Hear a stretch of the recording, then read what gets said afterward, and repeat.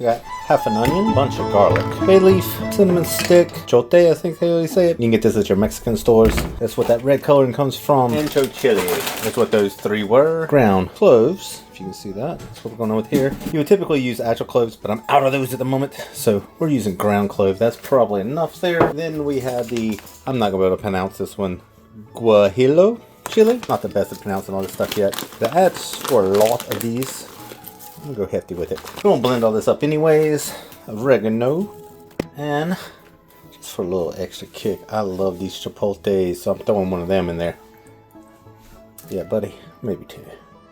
Try not to get too spicy.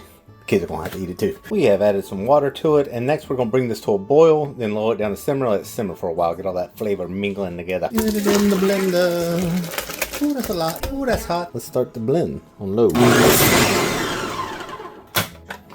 Suction on it makes it pretty fine. This blender, I just got it. It does a really good job. The blender does a pretty good job getting it nice and fine. Just get those little bit of pieces that you would chew on, like the peppers and whatnot. Don't have like a great texture when you're chewing on them. Just take a strainer, come over here, shake it around a little bit, just get it moving, and you'll end up making a chili paste.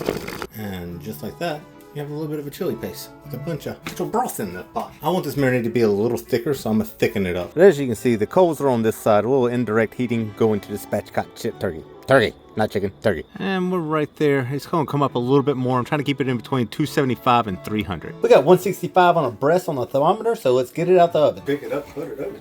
I was gonna pick it up, but it just fell apart. Got both of them over here now. Oh, got it out finally. We can turn it around. Yeah, buddy. Here's some big old breasts. All right, we're gonna see if this actually got it juicier. I'm gonna see the cut, same as me, as soon as I do. See if this actually cooked all the way through and how juicy it is. It does look done. Let's get a piece.